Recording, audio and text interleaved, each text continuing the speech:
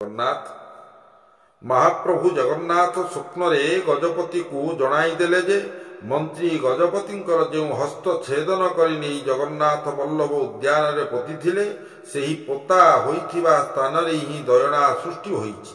ଏହାକୁ ଅଜଣା ଦ୍ରବ୍ୟ ଭାବି ଗଜପତି ଶ୍ରୀମନ୍ଦିରକୁ ପଠାଉନଥିବାରୁ ପ୍ରଭୁ ଜଗନ୍ନାଥ ନିଜେ ତାହାକୁ ଅପହରଣ କରି ନେଇଛନ୍ତି। ଏଥିରେ ମାଳିର କିଛି ଦୋଷ ନାହିଁ। ଗଜପତି ମାଳିକୁ ସେହି ଦୟଣା ପ୍ରତିଦିନ ଶ୍ରୀଅଙ୍ଗରେ ଲାଗି କରିବା ପାଇଁ ନେଇ ଦେବା ପାଇଁ ନିର୍ଦ୍ଦେଶ ଦେବାକୁ ଜଗନ୍ନାଥ ଗଜପତିକୁ ସ୍ୱପ୍ନରେ କହିଛନ୍ତି। ଗଜପତିଙ୍କୁ ଜଗନ୍ନାଥ ସ୍ୱପ୍ନରେ ମଧ୍ୟ କହିଛନ୍ତି, ତୋ ଛିନ୍ନ କର କଳ ପୂର୍ବ ଭଳି ରହିଛି କେତି ଦେଖ ତୁହି ମଧୁ ଶୁକ୍ଳ ଚତୁର୍ଦ୍ଦଶୀ କାଲି ହେବ ଦୟଣା ଲାଗି ହେବି ମୁହିଁ ମୋ ବାନା ଭକତ ବତ୍ସଳ ଅଟେ ସିଦ୍ଧି ମନ୍ଦିରେ ରଖ ଦୟଣା ଚୋରି ବିଧି। ମହାପ୍ରଭୁ ଜଗନ୍ନାଥଙ୍କର ଆଜ୍ଞାନୁସାରେ ପ୍ରତିବର୍ଷ ଚୈତ୍ର ମାସ ଶୁକ୍ଳ ଚତୁର୍ଦ୍ଦଶୀ ତିଥିରେ ପ୍ରଭୁଙ୍କର ଶ୍ରୀଅଙ୍ଗରେ ପ୍ରିୟ ଦୟଣା ଲାଗି ହେଉଛି ଏବଂ ପୂର୍ବଦିନ ନିଶାର୍ଦ୍ଧରେ ତାହା ଜଗନ୍ନାଥ ବଲ୍ଲଭ ଉଦ୍ୟାନରୁ କେତେକ ବିଧିବିଧାନ ସହ ଅପହୃତ ହେଉଅଛି।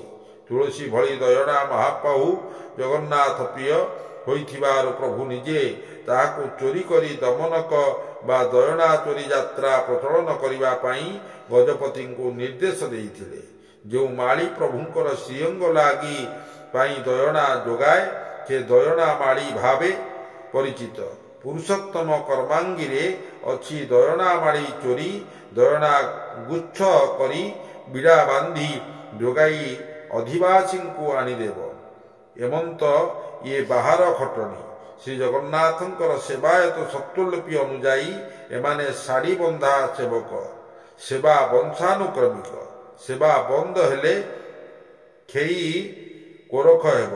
ଏବେ ଜଗନ୍ନାଥଙ୍କର ପ୍ରିୟ ଅଙ୍ଗ ଲାଗି ଉପାଦାନ ଦୟଣା ସମ୍ପର୍କରେ ଶାସ୍ତ୍ର ପୁରାଣ କବି ରଚନାମାନଙ୍କରେ ଯାହା ସବୁ ବିସ୍ତାରିତ ହୋଇଛି ସେସବୁ କିଛି ଉପସ୍ଥାପନ କରାଯାଉ।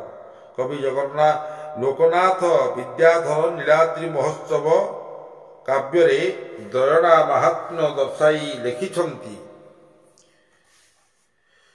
ସେହୁ ଦମନକ ମହିମା ମାନ କହିବାକୁ କେହେବ ଭାଜନ ଯେଉଁ ଦମନକ ଏସନ ଆର୍ଯ୍ୟ ଗୋବିନ୍ଦ କରନ୍ତି ଶିରୋଧାର୍ଯ୍ୟ ଏଥିଲେଶକୁ 14 ଲୋକରେ କିଏ ବା ସମ ହେବ ବିଧିରେ ଯାହା ପାଇବାକୁ ବାଞ୍ଛା କରନ୍ତି ପିନାକଧାରୀ ସଚିପତି ତହିଁର ମହିମା କହିଲେ ଶେଷ ଲେଶଇ କାହୁଁ କରିବେ ଶେଷ।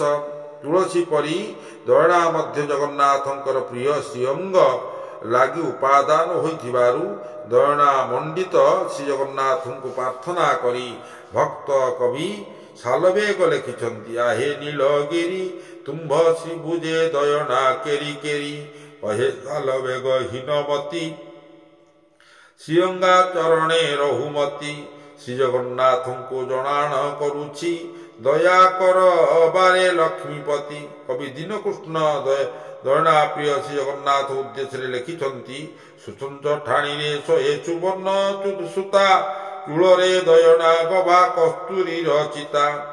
ଦୟଣା ପ୍ରିୟ ତଥା ଦୟଣା ଶୋଭିତ ଶ୍ରୀଜଗନ୍ନାଥଙ୍କୁ ନିଜର ଦୁଃଖ ଜଣାଇ କବି ଗୋବର୍ଦ୍ଧନ ମହାନ୍ତି ଲେଖିଛନ୍ତି, ଶିରେ ଶିଖି ପୁଚ୍ଛ ଚୂଡ଼ା ଗଳେ 100 ପୀତ ଧଡ଼ା ହୃଦୟରେ ଦୟଣା ମାଳି ଲମ୍ବୁ ଅଛି କେରି କେରି ମୁଣ୍ଡାକୁଛି ରଖ ରଖ ଶୁଭୁ ନାହିଁ କି ଚକା ଆଖି ମୋ କଥା ମନେ ପଡୁ ନାହିଁ କି ପତିତ ପାବନ ବାନା ଉଡେ ଦୂରେ କାହିଁକି। ଦୟଣା ପ୍ରିୟ ଶ୍ରୀ ଜଗନ୍ନାଥଙ୍କୁ ପହଡ଼ ଭାଙ୍ଗିବାକୁ ଅନୁରୋଧ କରି ସାମ୍ପ୍ରତିକ ଯୁଗର କବି କ୍ଷୀରୋଦ ଚନ୍ଦ୍ର ପୋଥଳ ଲେଖିଛନ୍ତି, ତୁଳସୀର ମାଳ ଦୟଣାର ଚୂଳ ଭଲା ଧରି ଦେବ ଦାଚୀ ବଡ଼ ସିଂହାରକୁ ବୁଢ଼ା ସିଂହାରୀ ଯେ ଉଭା ହୋଇଲେଣି ଆସି ମଣିମା ଡାକ ପଡୁଅଛି ଛାମୁ ଦର୍ଶନ ଲାଗି ପଣ୍ଡା ପଢିହାରି କରନ୍ତି ଗୁହାରି ହେବାକୁ ଚନ୍ଦନ ଲାଗି କୋଠ ଭୋଗ ଖିଆ ମୋ ଚକା ଖିଆ ଉଠ ହେ ପହଣ୍ଡ ଭାଙ୍ଗି। ଶ୍ରୀ ଜଗନ୍ନାଥ ତାଙ୍କର ପ୍ରିୟ ଦୟଣା ଲାଗି ହୋଇଥିବା ସମୟରେ ଦର୍ଶନ କଲେ ସଂସାରର ଦୁଃଖରୁ ମୁକ୍ତି ମିଳିବ। ଏହା ପରମ ଶାନ୍ତି ମିଳିଥାଏ ବୋଲି ସ୍କନ୍ଦ ପୁରାଣରେ କୁହେ। ତଦା ଦୃଷ୍ଟ୍ୱା ହରେ ବକ୍ତ୍ର ପଦ୍ମପୀତ ତରଙ୍ଗୁଦା ଭବ ଦୁଃଖ ପରୀକ୍ଷାଣଃ ମୁଖମାତ୍ମୋତ୍ୟନୁଭବମ୍ ଗୃହୀତ୍ୱା ମୂର୍ଧି ତଚ୍ଛାଖନ୍ ବିଷ୍ଣୁ ମୂର୍ଧପକର୍ଷିତମ୍ ସର୍ବପାପ ବିନିର୍ମୁକ୍ତ ବସେ ବିଷ୍ଣୁ ପୁରେ ଧ୍ରୁବମ୍।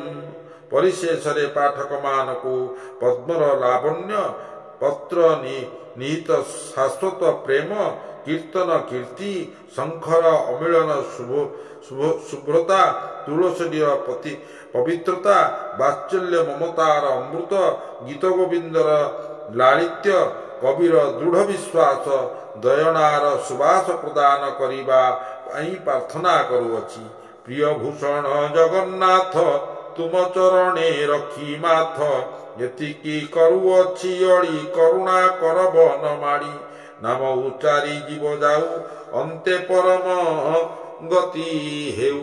ଜୟ ଜଗନ୍ନାଥ।